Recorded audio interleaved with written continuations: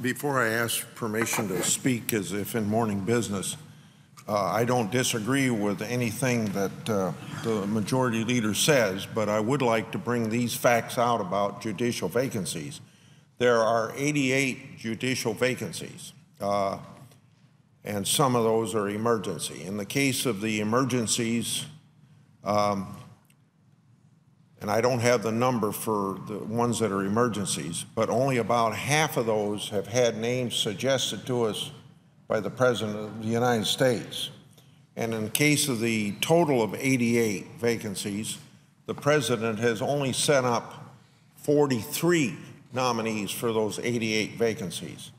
So I want to make it very clear, and it's something that's quite obvious, that the United States Senate or any of its leaders can't expect the Senate to act upon vacancies where there aren't nominees, because we have to wait until the President sends somebody up before we review and before we can vote on them.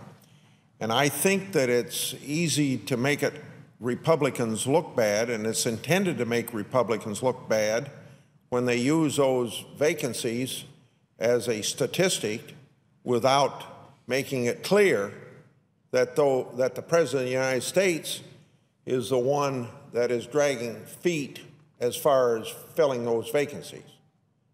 And then if they get up here and we don't act on them, then obviously we're the ones that are responsible for that. Now I would ask unanimous consent to speak 25 minutes as if in morning business. Without objection. Yeah. Madam President, one or two times a year, out of the many speeches I give on the floor of the Senate, I report to my colleagues on a crusade that I have to wake up the Department of Defense to give more respect to audit reports coming out of the Inspector General's office. And in the last 2 years, I've been very critical. And I'm somewhat critical now, but there's been vast improvement by the Department of Defense in responding to their use of and the quality of their audits. So I'm coming to the floor once again to report on the latest results of my ongoing audit oversight review. And I'll refer to some figures, but to kind of give you an overview, for the last 3 years, we've roughly reviewed in my office, between 100 and 120 audit reports. So, 3 years of each year, somewhere between 100 and 120. And the reason that I emphasize you have all those reports, they have recommendations in them, and we've seen a reluctance to move ahead to carry out the results of those audits. And in so many instances, we'd save so much money if the audit reports were carried out. And when you spend $100 million every year in the Inspector General's office of the Department of Defense, you would expect that you ought to get some results from that $100 million expenditure. And we're seeing some improvement. Our work examines audits issued by the Office of Inspector General of the Department of Defense. After receiving anonymous letters in early 2009 alleging mismanagement of audit resources, I and my staff initiated an in-depth oversight review. This is my third report in that series. Its goal of the report is to assess audit quality in 2011 and make recommendations for improvements. I'm doing this work for one important reason. Like investigations, audits are a primary oversight tool. In fact, audits may be the most important tool. That is because the auditor's core mission is to watchdog how the taxpayers' money is being spent in the Department of Defense. That puts them on the money trail 24/7. If fraud is occurring, that's where it will happen. That's where they need to be, and hopefully the auditors will find it. These audits cost the taxpayers, as I said before, roughly $100 million a year. Are the auditors getting the job done? Are they rooting out waste, fraud, and as a result, are they attempting to save the taxpayers money? My first report was published on September the 7th, 2010, clearly indicated that the audit oversight capabilities of the Inspector General's office were seriously degraded. The Inspector General at that time, Gordon Haddell, responded to my first report in a very constructive way. He promptly approved a transformation plan designed to improve audit quality. In order to assess progress on reforms, I issued a second report January 1st last year. I called this one a report card. It evaluated and graded 113 reports issued during fiscal year 2010. I awarded those 113 reports a grade of D-. The low overall score was driven by the very same deficiencies pinpointed in my first report. Instead of being hardcore, fraud-busting contract audits, most reports were policy and compliance reviews. There was little or no attempt to even verify the exact dollar impact of the misguided policies examined. Such reports offered zero benefit to the taxpayer, though many of these reports were mandated by the Congress of the United States.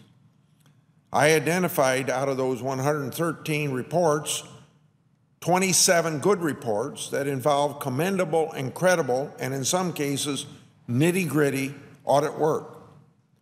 Were it not for their long completion times, all of those 27 reports would have earned very top scores. At the conclusion of the second report, my staff presented a list of the top 9 audit roadblocks standing in the way of reform. After the second report was issued, Inspector General Haddell issued a sharp rebuttal, disagreeing with me very much. He complained that I did not give sufficient credit for 18 audits that identified $4 2/10 billion in potential monetary benefits. I addressed Inspector General Haddell's criticism on the floor of this Senate on 2 separate occasions, July 5th and July 28th last year. At that time, I admitted that he had a legitimate gripe about my report. My staff reviewed the matter and upped the score on 12 of the 18 reports, but those adjustments did not move the overall score of the 113 reports out of that D range. Today, I am issuing my third audit oversight report. This one examines the latest batch of reports, the 121 reports issued between October 1st, 2010 and September 30th, 2011. They're known as the fiscal year 2011 audits. I'm giving those reports an overall score of 3.51 or C. As my report indicates, there was an across-the-board improvement in every category except one, timeliness. I'm very happy to report to my colleagues that audits quality appears to be improving. The best possible indicator of improvement is the doubling of top-rated reports. Those numbers jumped from 27 reports, or 25% of the total in the year 2010, to 70 reports, or 58% of the total production last year. That's better than a 2-fold increase. The auditors have achieved a breakthrough. The apparent progress is promising. The most important area of improvement in audit quality was in the strength of the recommendations. there was a surge in this key area. It was propelled by calls for accountability and recovery of wasted money. Though modest and limited in number, these initiatives had force. Recommendations are the business end of an audit, and these recommendations were based on rock-solid findings. At least 50 reports of the 121 arrived at findings that documented flagrant mismanagement, waste, negligence, fraud, and even potential theft. 16 of these reports recommended that responsible officials be considered for administrative review. A comparable number contained recommendations for the recovery of improper payments, and 10 reports, largely those on stimulus projects coming out of the $814 billion stimulus bill that was voted on in February of 2009, recommended, on those 10 reports, recommended that wasteful projects be terminated. These reports jumped out at me, as I hope they would you if you read these. They're quite remarkable, but 50 reports with rock-solid findings should generate 50, not just 16 set of hard-hitting recommendations. So I'm sorting out 16 out of the 15 for special recognition. These 50 reports add up to a good beginning, but they don't confer world-class status on the Inspector General's Audit Office. Within the grand totality of the 121 reports published in 2011, they are a drop in the bucket. The vast majority of reports still offer weak recommendations. Most reports merely instruct audit targets to do what they are already required to do under law and regulation. In my opinion, that's a waste of ink and paper. There are still 4 distinct trouble spots needing intense management attention.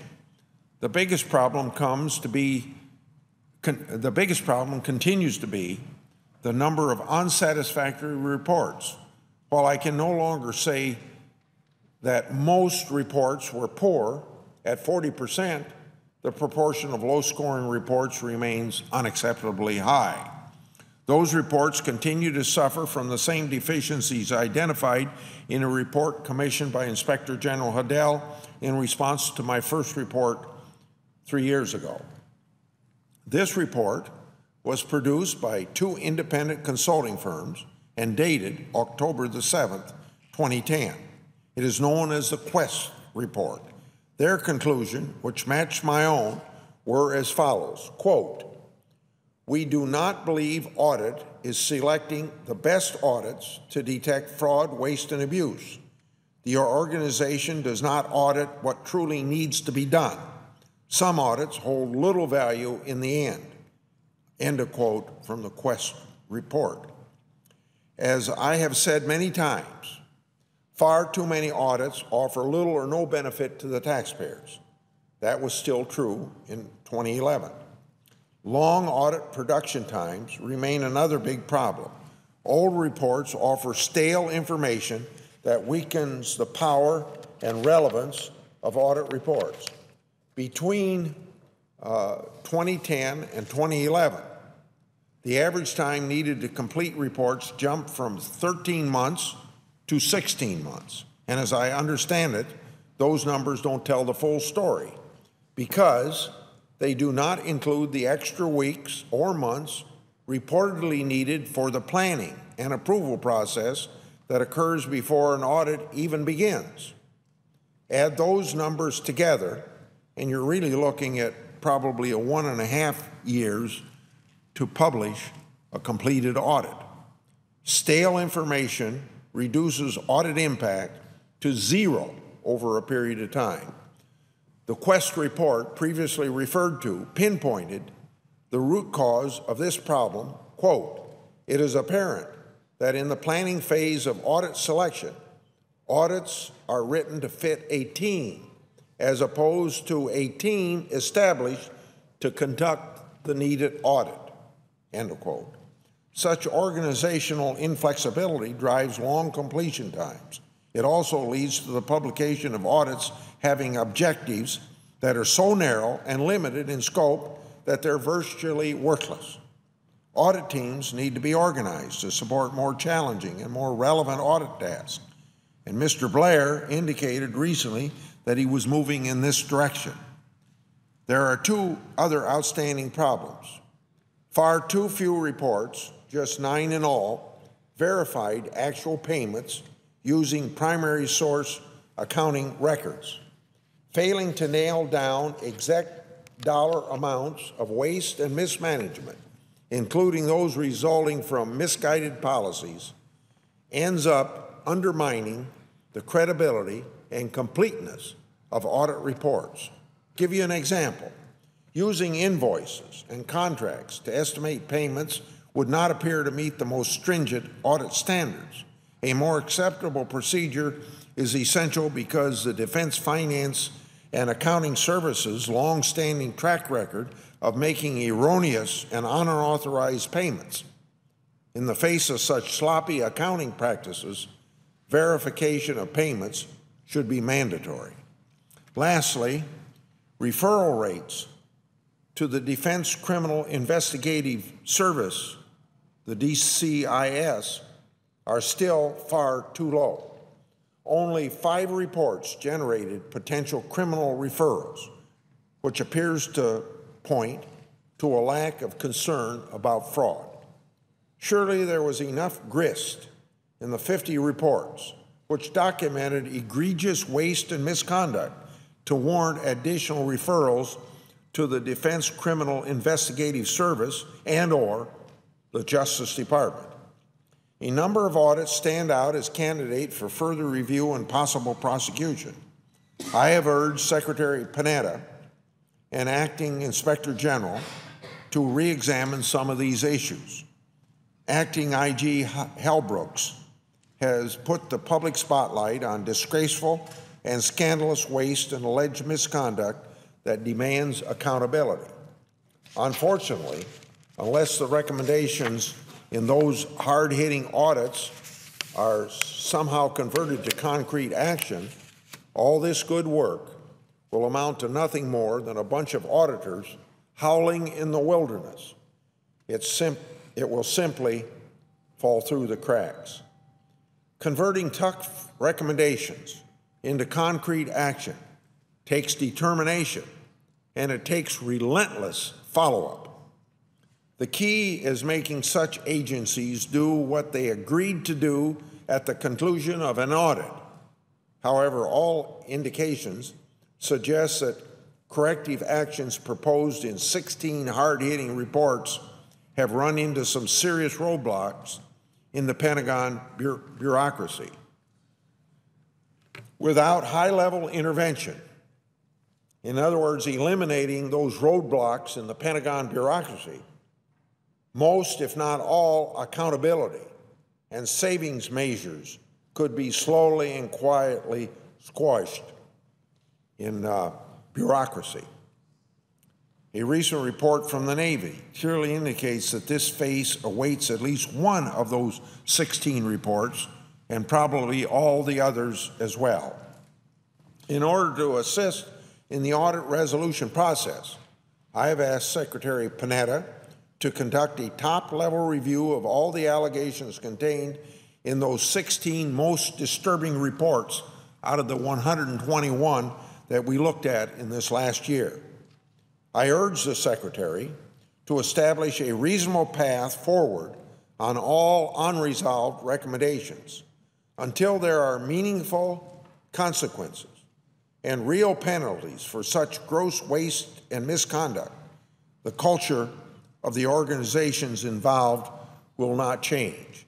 In other words, that culture is going to perpetuate lack of concern and action on the recommendations of these auditors, because in a bureaucracy, not just the Department of Defense, but if heads don't roll, you're not going to see any change in the culture.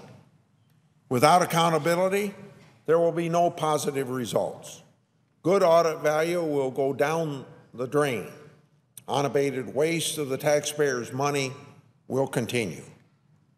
Clearly, significant progress was achieved between 2010 and 2011, but the Inspector General's audit capabilities are not yet out of the woods.